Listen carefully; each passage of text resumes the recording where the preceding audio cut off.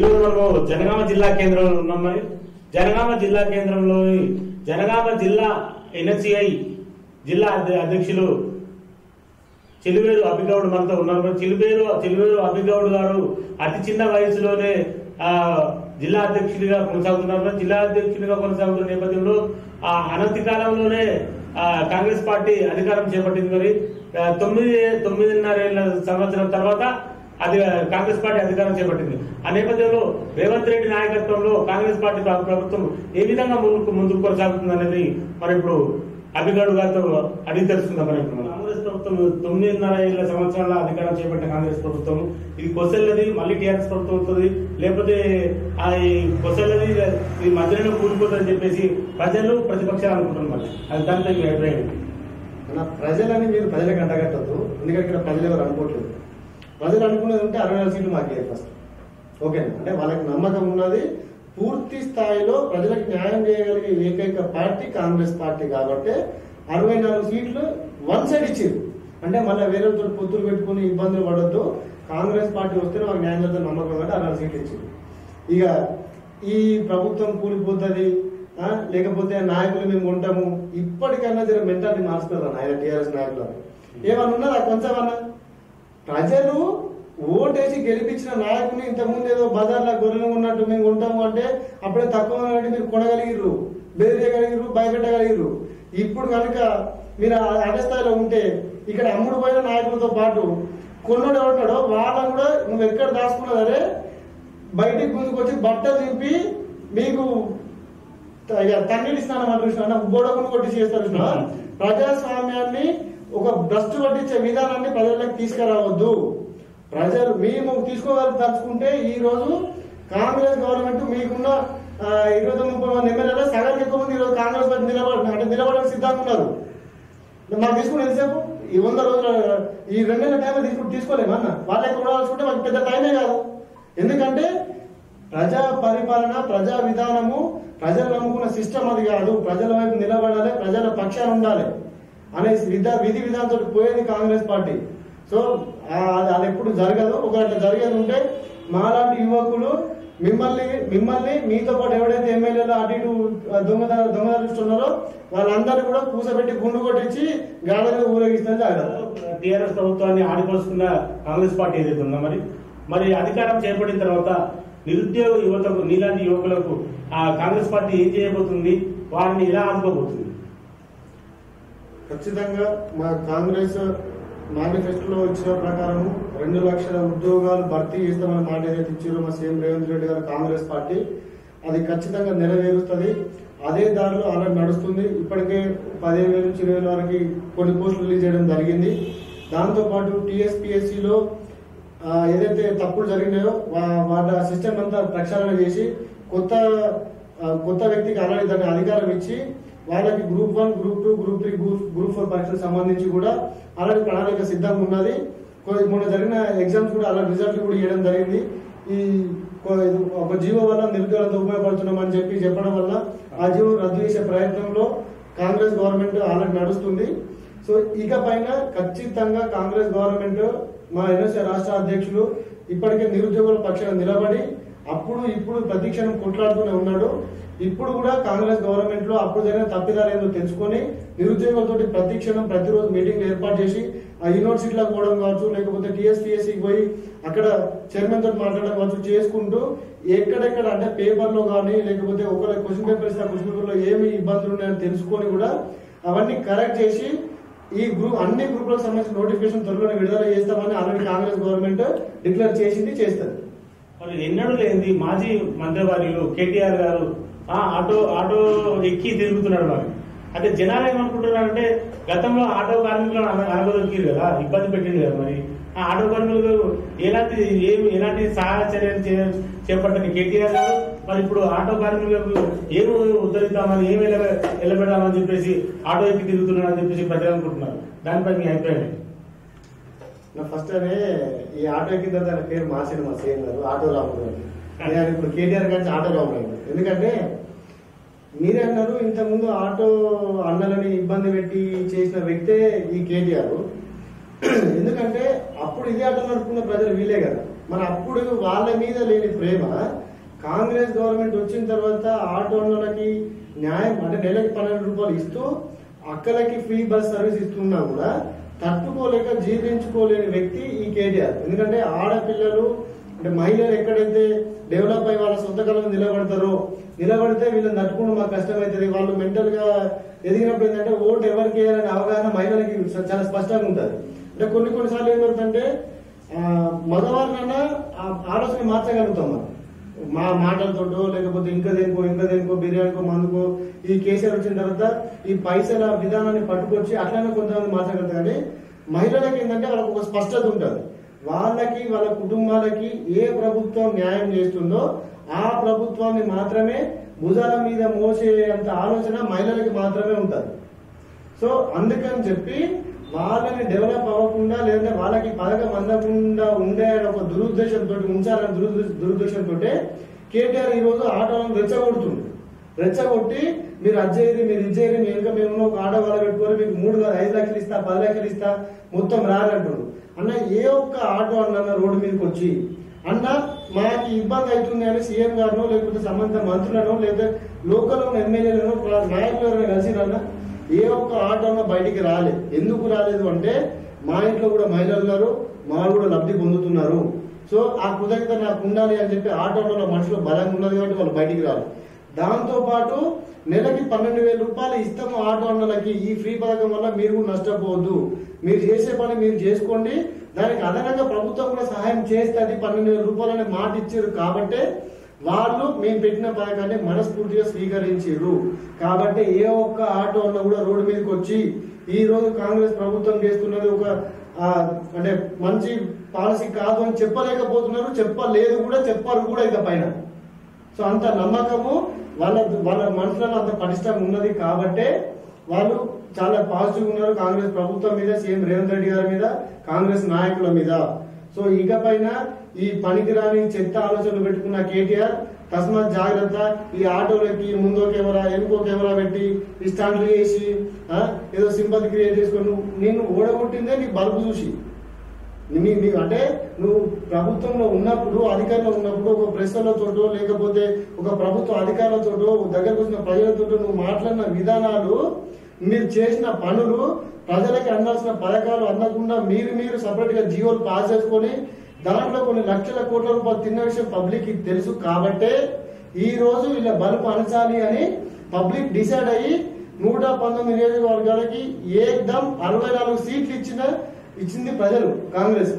So ఇవన్నీ తగ్గించుకొని ఇప్పటికైనా ప్రజలకి న్యాయం ఎట్లా చేయాలి, మేము చేసిన తప్పులు ఏంటంటే ఫస్ట్ మీరు పునరాలోచించుకోవాలి. ప్రభుత్వం పోయిన వెంటనే అందరూ కూర్చొని తాగి కొట్టుకొని ఆ కేసీఆర్ కాలేజీ కొట్టుకున్నట్టు జరిగినంత మాత్రం ఏదో సింపతి క్రియేట్ అయితే అనుకోవద్దు.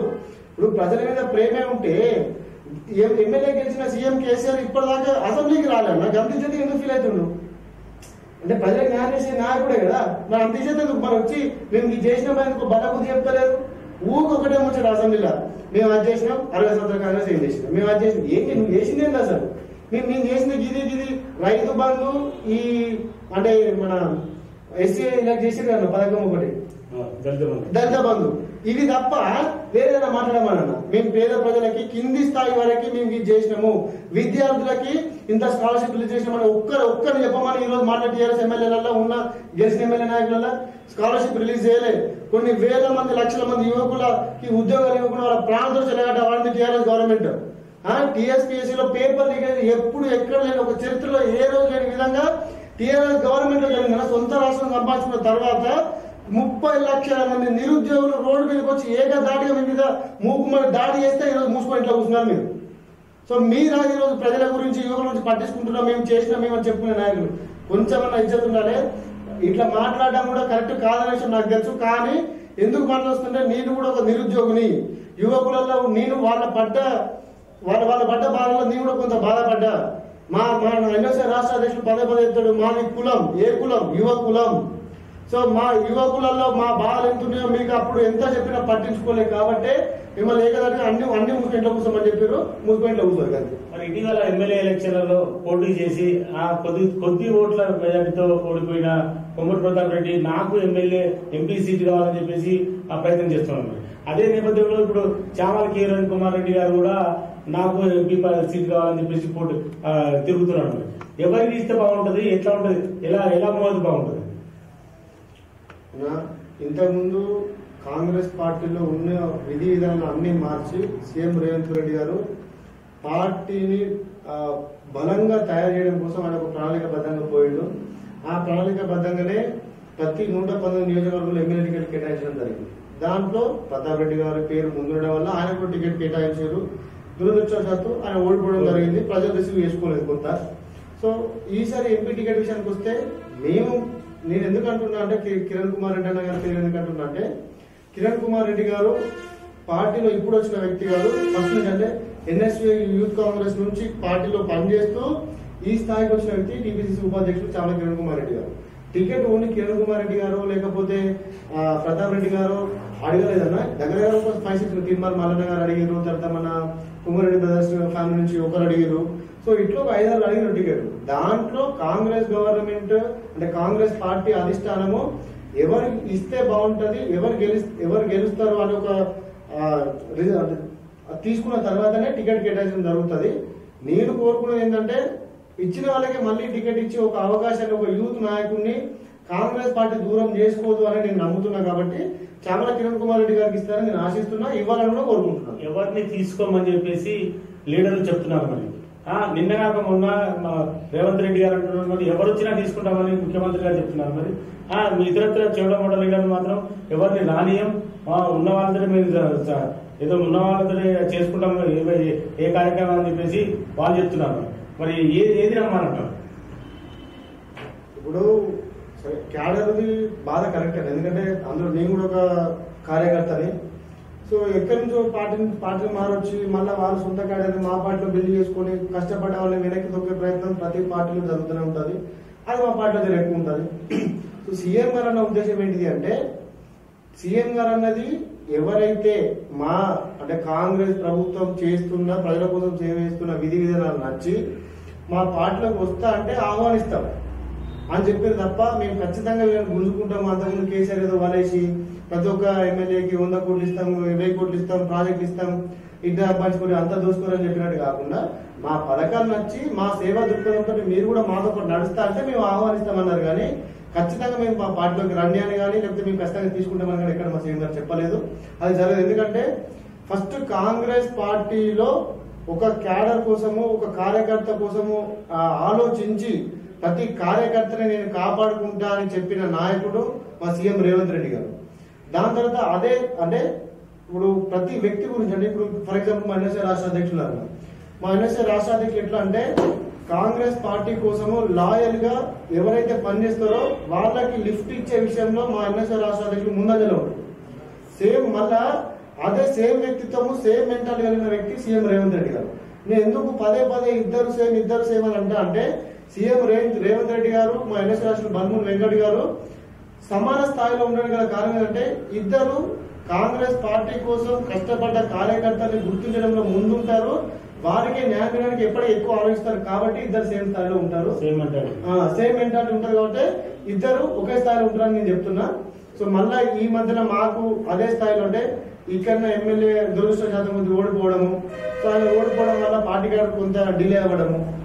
ఇప్పుడు మళ్ళా మాకు వచ్చిన అవకాశం ఏంటంటే భువనగిరి పార్లమెంట్ ఎంపీ కింద చామల కిరణ్ కుమార్ రెడ్డి గారు రావడం అనేది యూత్ లో మరొకసారి ఒక ఊపును తీసుకొచ్చే ప్రయత్నం జరుగుతుంది కాంగ్రెస్ పార్టీ. ఎందుకంటే ప్రతిసారి యూత్ లను ఎంకరేజ్ చేయడంలో కాంగ్రెస్ పార్టీ ముందుంటది కాబట్టి సో అదే స్థాయిలో పనిచేస్తున్నాము. సో కిరణ్ కుమార్ రెడ్డి గారు రావడం కూడా మాకు సంతోషం ఉన్నది. ఈసారి కాంగ్రెస్ పార్టీ మా ఎన్ఎస్ఏ రాష్ట్ర బన్మూరి గారికి మంత్రిత్వ శాఖలో అవకాశం కల్పించడంతో పాటు చామల కిరణ్ కుమార్ రెడ్డి గారికి ఎంపీ టికెట్ ఇవ్వాలని మేము మనస్ఫూర్తిగా కోరుకుంటున్నాం. ఈ ఎన్ఎస్సీ రాష్ట్ర అధ్యక్షులు బన్మూరి వెంకట్ గారికి ఎమ్మెల్సీ పదవి ఇచ్చింది. అదే నేపథ్యంలో మీరు కూడా యాక్టివ్ గా పనిచేస్తున్నారు ఎన్ఎస్సీ పార్టీలో, అంటే చిన్ననాటి నుంచి ఇప్పటి వరకు యాక్టివ్ పనిచేస్తున్నారు. మరి మీరు కూడా ఏమైనా పదవి ఆశించే ఆలోచన ఉన్నారు? మరి ఏమనుకుంటున్నారు?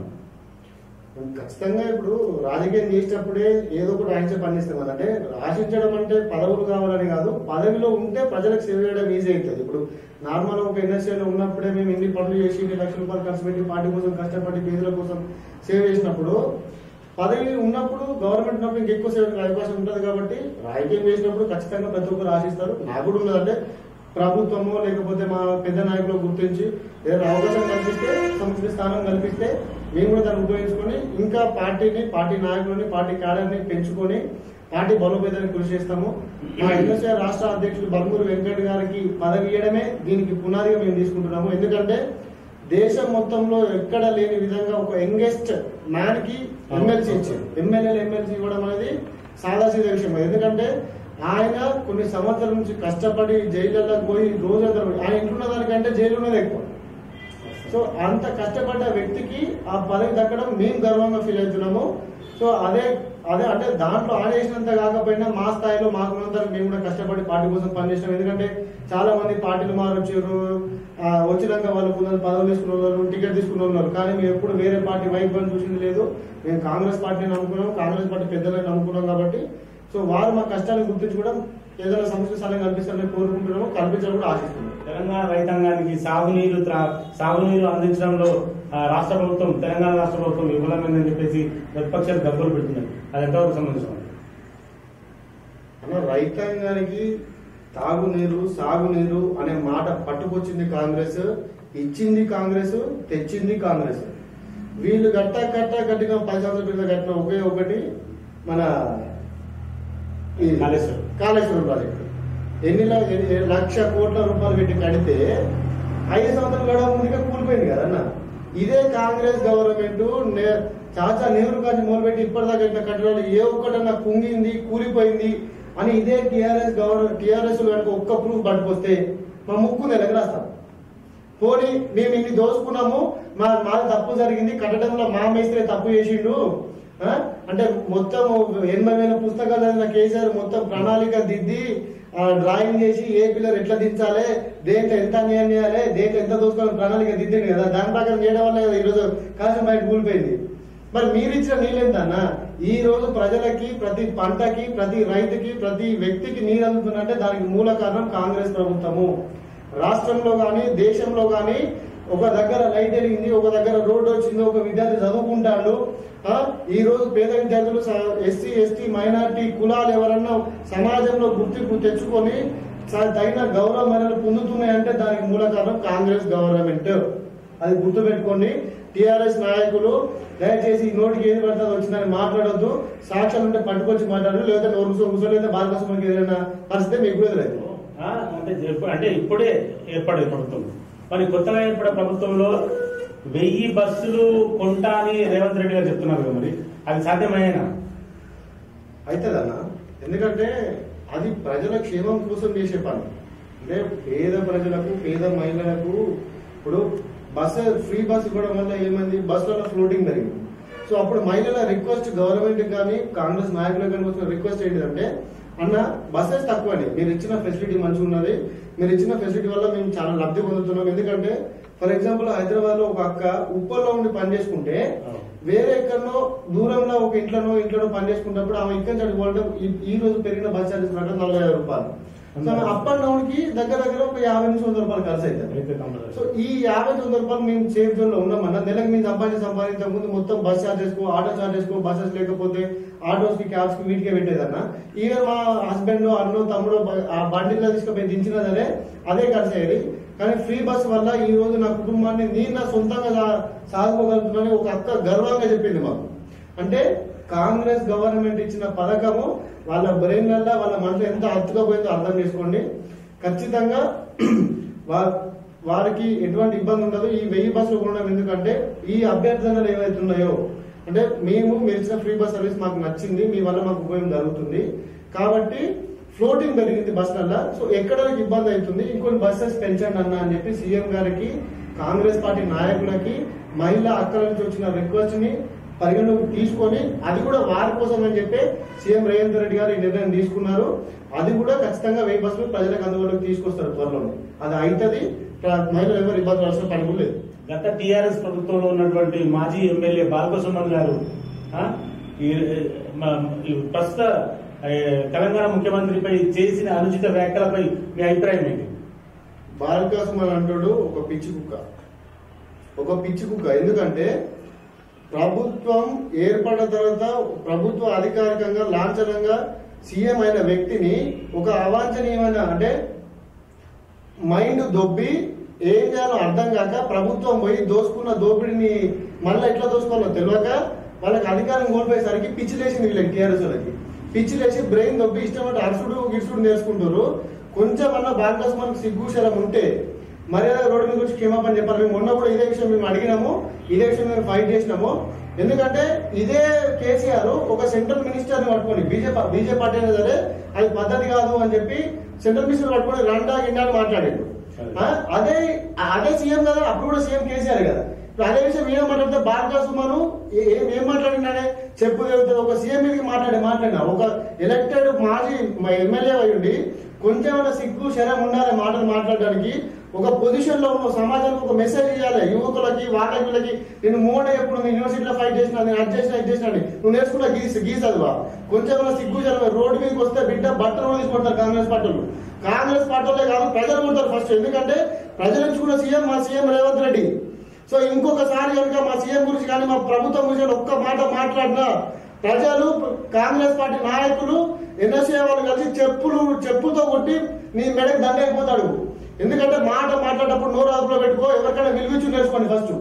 నువ్వు మాట్లాడే కనుక మేము కూడా మాట్లాడుకుంటే నీ కదా మీ టీఆర్ఎస్ మొత్తం బయటికి కూడా కనీసం. ఎందుకంటే మీరు చేసిన అన్యాయాలు దోపిడీలు అక్రమాలు కొన్ని వేలున్నాయి. కొన్ని లక్షల కోట్ల రూపాయలు ఈ రోజు తెలంగాణ రాష్ట్రాన్ని దోచుకున్నారు మీరు.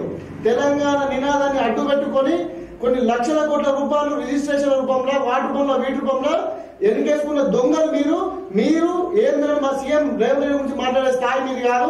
నూరు అప్పుడు మాట్లాడితే మంచిగా ఉంటది. ఇప్పటికైనా ఎక్కడో దొంగ దాచుకున్నావు, ఎక్కడో వేరే దేశంలో వేరే కంట్రీలో. సో ఇప్పటికైనా సిగ్గు శరం తెచ్చుకో. అంటే నువ్వు మాట్లాడిన మాట తప్పు కాబట్టి నువ్వు ఎక్కడ దొరికితే నిన్ను ఎవరు ఎక్కడ కొడుతున్న భయాన్ని వేరే దేశంలో దాచుకున్నావు. ఇప్పటికైనా ఇక్కడికి రా, వచ్చి మా సీఎం గారు కాలు పట్టుకొని క్షమాపణ చెప్పు. క్షమాపణ చెప్పిన వెంటనే అందరూ కూడా నిన్ను క్షమించి చీఫ్ ఏదో కుక్క ముసుకొని వదిలేస్తారు. లేకపోతే వాళ్ళు ఇంతకింత అనుభవిస్తారు. బంగాసం జాగ్రత్త. ఈ కాంగ్రెస్ ప్రభుత్వం ఏర్పడి 2 నెలలు పూర్తిగా వస్తుంది. మరి ఇప్పటి వరకు కూడా రైతు బంధు కానీ రైతు బీమా కానీ అలాంటి రైతులకు అందుతలేదని చెప్పేసి అక్కడక్కడ వినిపిస్తుంది. మరి నిజమేనా? అది ఎంతవరకు సంబంధిస్తుంది? నాకు కాంగ్రెస్ గవర్నమెంట్ ఫామ్ అయ్యి మీరే చెప్పారు 2 నెలలు అవుతున్నాను. మేము కాంగ్రెస్ ప్రభుత్వం మేనిఫెస్టోలో పెట్టింది కావచ్చు, లేకపోతే ప్రజలకు ఇచ్చిన హామీలు కావచ్చు, 100 రోజులలో మేము 6 గ్యారెంటీలు నెరవేరుస్తామని చెప్పినాం. సో 6 గ్యారెంటీల కోసం ఇప్పటి వరకు మా కాంగ్రెస్ గవర్నమెంట్ దగ్గర 53,196 కోట్ల రూపాయలు కేటాయించింది. దీంట్లో రైతులకి, విద్యార్థులకి, హాస్పిటాలిటీకి, దాంతో పాటు ప్రజల అవసరాల నిమిత్తం మేమిచ్చిన హామీలు ఏవైతున్నాయో అవన్నీ హామీలు నెరవేర్చడానికే 53,000 కోట్ల రూపాయలు పెట్టింది అని అంటే వారికి సంబంధించి ఇంకెక్కడన్నా అపోహ ఉన్నదా? అంటే నెరవేర్చదు, జరగవు పనులు అనేది ఉన్నదా? ఎక్కడ కూడా అపోహ లేవు. ఇప్పటికే కాంగ్రెస్ గవర్నమెంట్ 6 హామీలలో ఫ్రీ బస్ అయింది. 2 గంటల పవర్ సప్లైకి ఆల్రెడీ గ్రీన్ సిగ్నల్ ఇచ్చారు సీఎం గారు. బట్టి గారు ఆల్రెడీ ఇండ్లు కట్టుకోవడానికి 5 లక్షల రూపాయలు ప్రకటిస్తామని చెప్పి, త్వరలో ఇస్తామని చెప్పి వాళ్ళు ప్రకటించారు. ఎడ్యుకేషన్ డిపార్ట్మెంట్ కి దగ్గర 20,000 కోట్ల రూపాయలు ఇచ్చారు. దీంతో పాటు గవర్నమెంట్ హాస్టల్స్, విద్యార్థులకు అవసరం ఉన్న ప్రతిదీ కూడా స్కాలర్షిప్స్ కావచ్చు, రిమైనింగ్ ఏదైనా సరే ప్రతిదీ కూడా ఆల్రెడీ బడ్జెట్ లో పెట్టి ఇంతకుముందు ఎప్పుడు లేని విధంగా నిరుద్యోగులకు ఉద్యోగావకాశాలు కల్పించడానికి సీఎం గారు, మా ఐటీ మినిస్టర్ శ్రీధరబాబు గారు వేరే దేశానికి పోయి దగ్గర 10 సంవత్సరాలు పాలించిన టీఆర్ఎస్ గవర్నమెంట్ కి 4 ఇంతలు అంటే 40,000 కోట్ల రూపాయల బడ్జెట్ ని రాష్ట్రానికి తీసుకొచ్చారు. అప్పుడెందుకు అదే ఐటీ మినిస్టర్ మొత్తం సూట్ వేసుకొని బూట్ వేసుకొని నేను సీఎం లేదా పవన్ కళ్యాణ్ లెక్క ఫోన్ కొట్టి ఆడిపోయి ఫోన్ కొట్టొచ్చింది తప్ప బడ్జెట్ ఏదో పట్టుకొచ్చిన తిప్పి కొడితే 10,000 కోట్లు పట్టుకురాలి. ఒక్కసారి సమీక్షలో 40,000 కోట్ల రూపాయలు పట్టుకొచ్చింది మా సీఎం. అంతకంటే ఇంకా నిదర్శనం ఏం కావాలన్నా? ఇప్పుడు ఫ్రీ బస్ సర్వీస్ ఇస్తున్నారు. ఫ్రీ బస్ మీద ప్రతి ఒక్కరు ఏంటంటే వాళ్ళకైనా ఏం జరుగుతుంది, వీళ్ళకైనా జరుగుతుంది. ఇక్కడ రాష్ట్రంలో అన్యాయం జరిగేది ఎవరు కూడా చెప్పారన్న. ఆటో డ్రైవర్లకి నెలకి 12,000 రూపాయలు ఇస్తామని కాంగ్రెస్ మేనిఫెస్టోలో పెట్టింది. నెక్స్ట్ బడ్జెట్ సెషన్ లో పెడతామని చెప్పి బట్టి గారు చెప్పారు, సీఎం గారు చెప్పారు, ఐటీ మినిస్టర్ గారు చెప్పారు, సీతక్క చెప్పింది. ఈ 12,000 రూపాయలు నెలకి ఇస్తాము, గవర్నమెంట్ వాళ్ళకి హామీ ఇచ్చాము, నెరవేరుస్తామని. ఇప్పుడు ఆటో వాళ్ళకి వాళ్ళ ఇంట్లో అమ్మాయిలు కానీ లేకపోతే వాళ్ళ వైఫ్ కానీ అమ్మాయిలు కానీ తను లేరా అన్న, వాళ్ళు పోతలేరా? ఈ లెక్క ప్రకారం చూసుకుంటే ప్రతి కుటుంబానికి, ప్రతి మహిళకి 3,000 నుంచి 6,000 రూపాయలు సేవ్ అవుతుందని ప్రభుత్వ లెక్కలలో తేలింది. అంటే ప్రతి కుటుంబానికి ప్రభుత్వం ఇండైరెక్ట్ గా 6,000 రూపాయల వరకు అందిస్తుంది. మరి మీరెందుకు వేయలేదన్న టీఆర్ఎస్ గవర్నమెంట్? అంటే శాతగాని మాటలు, శాతగాని హామీలు ఇచ్చి ముందుండడంలో వీళ్ళు ఫస్ట్ ఉంటారు. మేము హామీలు ఇచ్చి నెరవేరుస్తుంటే నిందలేసి మాత్రం ఈజీ వస్తుంది. అంటే మాటలు వచ్చినంత మాత్రాన నాలుగలని మాట ఏది మాట్లాడినా జరుగుతుంది అనుకుంటే కుదరదన్నా. ప్రతిది కూడా మేము ప్రాక్టికల్ ఉన్నాం, ప్రాక్టికల్ ప్రజలకు సేవ చేస్తున్నాము. 100% ఇచ్చిన హామీలు నెరవేరుస్తాం. మేము నెరవేర్చేదే కాంగ్రెస్. కాంగ్రెస్ అంటేనే ప్రజలు, ప్రజలంటేనే కాంగ్రెస్. దాంట్లో ముఖ్యంగా మా నాయకుడు రేవంత్ రెడ్డి గారికి ప్రజా వ్యూహం మంచిగా ఉన్నది, ప్రజల మీద ప్రేమ ఉన్నది. కాంగ్రెస్ పార్టీకి ప్రజలంటే ఒక గవర్నమెంట్ ఎట్లా దిశానిర్దేశం ప్రకారం నడపాలి, ప్రజలకు ఎట్లా అందుబాటులో ఉండాలి. ఒకప్పుడు సీఎం అంటే మొత్తం గడిలు పెట్టుకొని లోపల దాచుకొని బయటికి రాని సీఎం ఉండే, కానీ ఇప్పుడు ప్రజల సీఎం, ప్రజల దగ్గరకే మా సీఎం అవుతున్నాడు. పాలన ప్రజలకు అందించాల్సిన ప్రతి పథకాలు కూడా ప్రజల కాళ్ళ దగ్గరకు వస్తున్నాయి. మీరు చూడండి, నిన్నగాక మొన్న ఇప్పుడు మనం ఫామ్స్ అయితే మీరు కూడా నింపిరు కదా, నింపిరా 6 పథకాల గురించి ఫామ్స్ నింపిరా? మీరు వచ్చిరా లేకపోతే అధికారులు మీ దగ్గరకు వచ్చిరా? మీ వాటికి సంబంధించి ఒక దగ్గర స్పాట్ పెట్టి ఆడికి వచ్చి ఫామ్ తీసుకొని ఆమె ఇచ్చిపోయారు.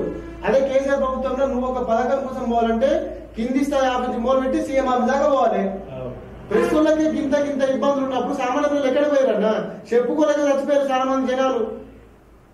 ఈ అంటే ప్రజల కోసం పనిచేస్తున్న ప్రభుత్వం మీద పనికిరాని చెత్తగాలు మాట్లాడే మాటల్ని కన్సిడర్ చేసిన పని లేదు.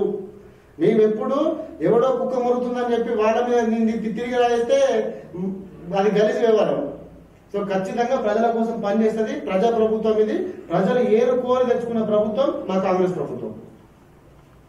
ఓకే, ఇప్పుడు ఫ్రీ బస్సు వలన ఆటో కార్మికులు తీవ్ర స్థాయిలో నష్టపోతున్నారు అని రోజు గడవడం చాలా ఇబ్బంది అవుతుంది. మరి నెలవారీగా ఈఎంఐలు కట్టాలని చాలా ఇబ్బందికరంగా ఉంది. మరి అసలు పూట గడవడమే చాలా ఇబ్బందికరంగా ఉంది. ఇటీవల కాలంలో 2-3 ఆత్మహత్య కూడా చేసుకున్న దాఖలా కూడా కనిపించింది. మరి ఇది అసలు ఎందుకు ఎంతవరకు దారితీస్తుంది అన్న? ఇప్పుడే చెప్పిన ప్రతి ఆటో అన్న కుటుంబంలో కావచ్చు, కార్ నడిపి అన్న కుటుంబంలో కావచ్చు, కిరాయి కారు నడుపుకుంటూ కావచ్చు, కిరాయి ఆటో నడుపుకుంటూ కావచ్చు, సొంత డబ్బులు పెట్టుకున్న కావచ్చు, ఈఎంఐలో ఆటోలు కొనుక్కున్న అన్నలు అందరూ కూడా వాళ్ళ ఇంట్లో 2-3 అక్క చెల్లెల్లో అమ్మలో ఎవరైనా ఉన్నారో అనుకుందాం. ప్రతి ఒక్కరికి కూడా అంటే ఆటోలు ఉన్నాయి కదా చెప్పి ఫ్రీ బస్ ఇచ్చారు. బాధ్యత చేసింది అంటే కాంగ్రెస్ గవర్నమెంట్ ఏమన్నా కాదు కదా. ఇప్పుడు నేను గవర్నమెంట్ జాబ్ హోల్డర్ అయితే మా వైఫ్ ఫ్రీ బస్ ఎక్కువద్దని రూల్ కదా, లేదు కదా. మా అమ్మ ఎక్కువద్దని రూల్ కదా, మా చెల్లె ఎక్కువద్దని ఎవరైనా ఎక్కువచ్చు. ఇప్పుడు ఇంతకుముందు ఆటో వాళ్ళు నడుపుకున్న నెలకు ఎంత సంపాదిస్తారన్న? యావరేజ్ గా నీకు ఈఎంఐ 5,000 నుంచి 60,000 రూపాయలు పెట్టుకున్నా 10,000 12,000 సంపాదిస్తారు. 8 మ్యాక్స్ అంటే లోకల్ ఆటోలు అయితే అంతకన్నా తక్కువనే 6,000 7,000 8,000 అంటే డైలీ 300 400 500 సంపాదించుకుంటారు అంతే. అవునా? అంటే ఎటు పోయినా 8,000 నుంచి 10,000 రూపాయలు దాటు. ఈ రోజు అదే మీ ఇంట్లో అమ్మ ఒక ఫంక్షన్ పోయింది అనుకుందాం. పోయినప్పుడు ఇక్కడ నుంచి హైదరాబాద్ నీకు బస్ ఛార్జ్ ఎంత అవుతుందన్నా? 300 రూపాయలు ఖర్చు అవుతుంది. నువ్వు ఈ నుంచి హైదరాబాద్కి 100 రూపాయలు, 100 నుంచి 110 రూపాయలు. అక్కడ దిగి ఆటో ఎక్కినా లేదా ఏదైనా ఒక ఓనర్ ఊబర్ బుక్ చేసుకున్నా 200 రూపాయలు. నువ్వు నెలల 5-6 సార్లు ఫంక్షన్ పోతే నీకు వచ్చే ఖర్చు ఎంత? ఆవిడకి 400 వేసుకున్నా ఒక 4,500 రూపాయలు ఆడికే పోతుంది కదా. ఇప్పుడు నీకు ఆ 4,500 రూపాయలు మేము అందిస్తున్నాం కదా ఇండైరెక్ట్ ఆటో వాళ్ళకి, వాళ్ళ కుటుంబాన్ని మేము సేవ చేస్తున్నాం. మేము ఫ్రీ బస్సు పెట్టి మీరు చెడిపోవాలి లేకపోతే ఆటో నడవద్దని మేము పెట్టలే. మీ కుటుంబాలకు కూడా సహాయం దక్కలే. ఇప్పుడు ఇంతకుముందు ఆటోలు ఓన్లీ ఆటోలు ఎక్కితే నడిచినాయా? మొగలు ఎక్కితే నడవలేదా? మొగలు ఎక్కితే ఆటోలు పైసలు ఎత్తలేరా? ఫ్రీ అయితే నడవలే కదా. సో మనం పైసలు ఇస్తున్నాం, మేము కూడా ఆటోలు ఎక్కుతాను, మేము కూడా పైసలు ఇస్తున్నాం. లేడీస్కి ఎందుకంటే కాంగ్రెస్ గవర్నమెంట్ కి మహిళలు ఇబ్బంది పడడం కానీ లేకపోతే మహిళల పట్ల వారి యొక్క యోగక్షేమాల గురించి ఎక్కువ ఆలోచించే పార్టీ కాంగ్రెస్ పార్టీ. మహిళలకి ఫ్రీ బస్ ఇస్తే టీఆర్ఎస్ లోకి వచ్చిన నొప్పి ఏందని నాకు అర్థమైతలేదు. వాళ్ళకి సేవ చేసే శాత కాదు. మహిళలు అంటే చిన్న చూపు కాబట్టి ఇప్పటివరకు క్యాబినెట్ ఒక్క మహిళా మంత్రి పెట్టుకోలే. పక్క పనులు తెచ్చుకో పెట్టుకున్న వీళ్ళ పార్టీలో లేక వీళ్ళు మహిళల గురించి మాట్లాడి వాళ్ళ సేవ గురించి మాట్లాడితే ఎట్లా అన్న? ఇంకోటి ఏంటంటే ఆటో వాళ్ళకి మేము ఖచ్చితంగా ప్రతి నెల 12 రూపాయలు చెప్పినా వాళ్ళ గవర్నమెంట్ అది ఖచ్చితంగా ఇన్వాల్వ్ అయ్యి ఆల్రెడీ పనిలో ఉన్నారు. నెక్స్ట్ బడ్జెట్ సెక్షన్ లో ఆటోలను కూడా న్యాయం చేస్తుంది మా కాంగ్రెస్ గవర్నమెంట్. ఇచ్చిన పథకాలు ఏవి కూడా నెరవేర్చకుండా ఉండదు, ప్రతి ఒక్కరు న్యాయం చేస్తుంది 100%. సో ఈ టీఆర్ఎస్ ఏదో చెప్పిర్రు అంటే వాళ్ళు ఏదో కావాలని కాంగ్రెస్ గవర్నమెంట్ బురదలే ప్రయత్నంలో ఒక ఆటో పట్టుకొచ్చి అంటే మన ప్రజల ముందర ఆలోచించేంత మాత్రం ఆటో వాళ్ళు అందరూ నెగిటివ్ ఎక్కడ లేరు. 100 అన్న ఏ ఒక్క వ్యక్తి కూడా 100 మందికి ఎవరికి నచ్చారండి? 70 మందికి 60 మందికి నచ్చారు. మిగిలిన 40 మంది 20 కాముంటారు, 20 మంది యాంటీ చేస్తారు. సేమ్ ఎట్లనే ఇప్పుడు అందరి సమాన వస్తువు దేని వల్ల అయ్యా గవర్నమెంట్ వల్ల ఏదైతుంది కదా. ఇప్పుడు టీఆర్ఎస్ రెచ్చగొట్టి కావాలని ఒక ఆటో మోటార్ కాలబెట్టారు. వాళ్ళు ఎన్ని పరిస్థితులు తెలుసా? ఆటో కాలబెట్టారు 3 లక్షల రూపాయలు ఇచ్చారు. ఒక ఆటో వ్యక్తి ఆటో కాలబెట్టుకుందుకు 3 లక్షల రూపాయలు టీఆర్ఎస్ గవర్నమెంట్ టీఆర్ఎస్ వ్యక్తులు ఇచ్చారని మాకు ఇంటర్నల్ సమాచారం. అంటే ఇట్లా పైసలు ఇచ్చి అంటే ప్రజలకు సేవ చేస్తున్న ప్రభుత్వాన్ని ఎట్లా ఇబ్బంది పెట్టిన ప్రయత్నంలో ఈ దొంగతనంగా అంటే ఒక చాతగాన వ్యవస్థను ఏర్పాటు చేస్తున్నారు వీళ్ళు. కేసీఆర్, కేటీఆర్, ఈ మామూలు చెప్పులు నాకే కుక్కర్, ఈ భాగస్వామి అంటే ఉన్నారు కదా, ఇక ఇట్లాంటి చేసే ప్రయత్నాలు ఇవి. ఒక ఆటో అన్నా ఇబ్బంది పడుతున్నా అంటే ఆ ఆటోకి సంబంధించిన న్యాయం లోకల్ లీడర్ మేమే చేస్తామన్నా. అన్న మాకు ఇబ్బంది ఉన్నది, గవర్నమెంట్ మాకు ఆటో నడుస్తలేదంటే లోకల్ నాయకులు ఎంతో కొంత సాయం చేసి న్యాయం చేస్తున్నారు. గవర్నమెంట్ లేనప్పుడు చేసినాం, మేము ఉన్నప్పుడు చేయమా 100% చేస్తాం. సో వీళ్ళేదో చిన్న చిన్న ఆనందాల కోసము, ప్రభుత్వం మీద బురద జల్ల వ్యవహారం కోసము వాళ్ళకి పైసలు ఇచ్చి చేసేంత మాత్రమే ప్రజలు వ్యతిరేకంగా లేరు. ప్రతి పౌరుడు కూడా మేము ఇచ్చిన 6 గంటలు రిసీవ్ చేసుకుంటున్నాడు కాబట్టి వాళ్ళు సాటిస్ఫాక్షన్ తోటి ఉన్నారు జనాలు. మరి గత తెలంగాణ రాష్ట్ర ప్రభుత్వం, తెలంగాణ కేసీఆర్ ప్రభుత్వం పూర్తి స్థాయిలో 24 గంటల విద్యుత్ సరఫరా చేసింది. మరి ఇప్పుడు రేవంత్ రెడ్డి హయాంలో అప్పుడప్పుడు కరెక్ట్ అంటే అప్పుడప్పుడు అంటే ఒక 1 అవర్ అట్లా అవుతుంది. మరి ఇంతవరకు కేసీఆర్ ప్రభుత్వంలో ఇంతవరకు అలాంటి ఏం ఎప్పుడు పోలేదు. మరి ఇప్పుడు ఎందుకు కాంగ్రెస్ ప్రభుత్వంలో పోతుంది కరెంట్? ఇంతకుముందు కేసీఆర్ గవర్నమెంట్ లో కాంగ్రెస్ కరెంట్ పోలేదని ఎవరన్నా అన్నది? కేసీఆర్ గవర్నమెంట్ లో కాంగ్రెస్ కరెంట్ పోకపోతే మన అందరిలో ఇన్వర్టర్ ఎందుకు పెట్టినట్టు? ఇప్పుడు కాంగ్రెస్ ఉన్నప్పుడు ఇన్వర్టర్లు పెట్టలే కదా, కేసీఆర్ గవర్నమెంట్ వచ్చినాక ఇట్లా ఇన్వర్టర్లు పెట్టిర్రు. ఎందుకు పెట్టిర్రు? సో అప్పుడు ఎట్లా పోయిందో ఇప్పుడు మామూలుగా ఎక్కడో దగ్గర ఏదో ఒక ఇబ్బంది వస్తూనే ఉంటుంది. ఎందుకంటే అన్ని లైన్లు వీళ్ళు వైర్లు కట్ అవ్వడము ఏదో ఒక సమస్య రూపంలో ఎంతో కొంతసేపు పోతుంది తప్ప కాంగ్రెస్ గవర్నమెంట్ 100% రైతులకి, ప్రజలకి, ఇండస్ట్రీస్ కి ఖచ్చితంగా ఎంత పవర్ సప్లై అవసరమో అవన్నీ ఇస్తూనే ఉన్నది. ఇప్పుడు నేను కూడా ఇదే రాష్ట్రంలో బతుకుతున్నా అన్న, అటు నాయకులు కూడా పోలేదు కరెంట్. మరి నాయకులకు కరెంట్ పోతలేదు అంటే ఓన్లీ టీఆర్ఎస్ మాత్రమే పోతుందా కరెంటు? అంటే వాళ్ళు చెప్పిన మాటలని కాంగ్రెస్ గవర్నమెంట్ కరెంట్ కట్ చేస్తుందనే మాట చెప్పడం తప్పు. అది ఎప్పుడు జరగదు. ఎందుకంటే ఒకసారి ప్రజలకు ఏదైతే అనుకూలంగా ఉండి వాళ్ళు సేఫ్ జోన్ ఉండడానికి ప్రభుత్వం ఏదైనా పథకం తీసుకొస్తే ఏ ప్రభుత్వం సరే దాన్ని అమలు చేయాల్సిందే. దాంట్లో కాంగ్రెస్ పార్టీ ముందుంటుంది ప్రజల తరఫున. సో ఆ అపోహలు ఏం లేవు. ఖచ్చితంగా కాంగ్రెస్ గవర్నమెంట్ 24 గంటల కరెంట్ తో పాటు రైతులకి పవర్ సప్లై ఎంత అవసరమో అవన్నీ ఖచ్చితంగా సప్లై చేస్తారు. ఇంతవరకు పేద సామాజిక వర్గానికి ఇంతవరకు రేషన్ కార్డులు కానీ ఇతర కార్యక్రమాలు ఎలాంటివి చేపట్టలేదని చెప్పేసి సామాన్య ప్రజలంతా గగ్గోలు పెడుతున్నారు. అది నిజమేనా? లేదన్నా, ఇప్పటికీ గవర్నమెంట్ వచ్చి ఇంకా దగ్గర 2-3 మంత్స్ కూడా కంప్లీట్ కాలేదు. Already ration card process start అయింది. అప్లికేషన్ కూడా తీసుకోవడానికి ప్రభుత్వం సన్నాహాలు చేస్తుంది. ఇప్పటికే కేంద్రం అంటే మన రాష్ట్ర ప్రభుత్వం కేటాయించిన బడ్జెట్ లో ఎస్సీ, ఎస్టీ, బీసీలకి ప్రతి ఒక్కరు కూడా న్యాయం జరిగేలాగా అందరికి కూడా మినిమం ఒక 10,000 కోట్ల నుంచి 20,000 కోట్ల వరకు, ఎస్సీ కులకు 20,000 కోట్లు అంటే వాళ్ళ డెవలప్మెంట్ కోసం కేటాయించడం జరిగింది. వాళ్ళకి ఖచ్చితంగా ఎవరు ఎటువంటి ఇబ్బంది పడాల్సిన పని లేదు. ముఖ్యంగా టీఆర్ఎస్ నాయకులు ఆందోళించాల్సిన అసలు అవసరమే లేదు. ఎందుకంటే వాళ్ళు ఇచ్చిన హామీలు వాళ్ళు మర్చిపోయి కొత్త పథకాలు తెర మీద తీసుకొచ్చి వాళ్ళేదో చేద్దాము లేకపోతే మోసం చేసి కోట్ల రూపాయలు దండుకుందామని తీసుకొని వాళ్ళు పనిచేసారు. కానీ కాంగ్రెస్ ప్రభుత్వం ఎప్పుడు కూడా ఆ రకంగా పనిచేయదు. పేదల పక్షాన నిలబడి పేదల కోసం కష్టపడి పనిచేస్తుంది కాబట్టి 100% ప్రజలు మా వైపు నిలబడ్డారు. ఇక పైన వాళ్ళు కోరుకున్న ప్రజాపాలన ఏదైతే కోరుకున్నారో అది వాళ్ళ కాలావధికి వచ్చేలానే రేవంత్ రెడ్డి గారు ఆల్రెడీ ప్రణాళిక చేపట్టారు. దాంట్లో ఉన్న మంత్రులు ప్రతి ఒక్కరు కూడా దాని మీద ఆల్రెడీ ఫోకస్ చేసి వర్క్ కూడా చేస్తున్నారు. వాళ్ళు ఎవరు కూడా ఎటువంటి ఆందోళన చేయాల్సిన పని లేదు. 6 గ్యారంటీలతో పాటు రేషన్ కార్డు కావచ్చు, లేకపోతే ఇంతకుముందు పేదలకు సంబంధించిన ప్రతి ఏ అవసరం ఉన్నా సరే అవన్నీ వాళ్ళ కాళ్ళ దగ్గరికి అందించే బాధ్యత కాంగ్రెస్ పార్టీ తీసుకుంటది. అది ఖచ్చితంగా నెరవేరుస్తుంది. ముందుగా రేవంత్ రెడ్డి గారు అధికారం చేపట్టిన తర్వాత 6 గ్యారంటీలు అమలు చేస్తామని చెప్పాడు. మరి ఇప్పటి వరకు పూర్తి స్థాయిలో అమలు కాలేదు. మరి అది అంటే ఈ కాలంలో పూర్తి అయ్యేనా? మరి ఏ విధంగా ఉండబోతుంది? మొదట జేఎన్టీవీ ప్రేక్షకులకి, దాంతో పాటు ఇక్కడికి వచ్చిన మీకు అందరికీ నమస్కారాలు. నా పేరు అభిగౌడ్, ఎన్ఎస్ఏ జనరల్ జిల్లా అధ్యక్షుడిని. ఈ రోజు కాంగ్రెస్ పార్టీ ఇచ్చిన హామీల మీద నమ్మకం ఉన్నది కాబట్టి ప్రజలు ఏకపక్షంగా నిలబడి కాంగ్రెస్ కి అధిష్టానాన్ని అడ్డబెట్టడం జరిగింది. సో ఖచ్చితంగా ప్రభుత్వం, కాంగ్రెస్ గవర్నమెంట్, కాంగ్రెస్ పార్టీ ఇచ్చిన హామీలు, రేవంత్ రెడ్డి గారు ఇచ్చిన హామీలు 100% ఫుల్ఫిల్ చేయడం జరుగుతుంది. ఈసారి మన రాష్ట్ర కమిటీ బడ్జెట్ సమావేశంలో చూసినట్టయితే దాదాపు 6 గ్యారంటీలకే ఒక 54,000 కోట్ల రూపాయలు బడ్జెట్ కేటాయించడం జరిగింది. సో 100% 6 హామీలు క్లియర్ గా హామీలు నెరవేర్చడం జరుగుతుంది కాంగ్రెస్ పార్టీ. ఇది జనగామ జిల్లా ఎన్ఎస్సీ అధ్యక్షుడు చిలువేరు అభిగాడు గారితో ప్రత్యేక ఇంటర్వ్యూ కార్యక్రమం. ఉన్నత చదువులు, బీటెక్ ఉన్నత చదువులు చదివి కూడా ఒక పార్టీ నమ్ముకొని, కాంగ్రెస్ పార్టీ నమ్ముకొని తనదైన శైలిలో పార్టీ ఏది చెప్తే దానికి కట్టుబడి ఉండి పార్టీ నియమ నిబంధనల ప్రకారం నడుచుకుంటూ పార్టీ ఏది సూచిస్తే దాని ప్రకారం నడుచుకుంటూ పార్టీ ఏదైనా పదవిస్తే దాని ప్రకారం నడుచుకుంటూ వెళ్తున్న అభిగౌడ్ గారు మరి రాబోయే రోజుల్లో మరిన్ని ఉన్నత పదవులు అధిరోహించాలని కోరుకుంటూ కెమెరా పర్సన్ కార్తితో శ్రీనివాస్ జేఎన్టీవీ జనగాం.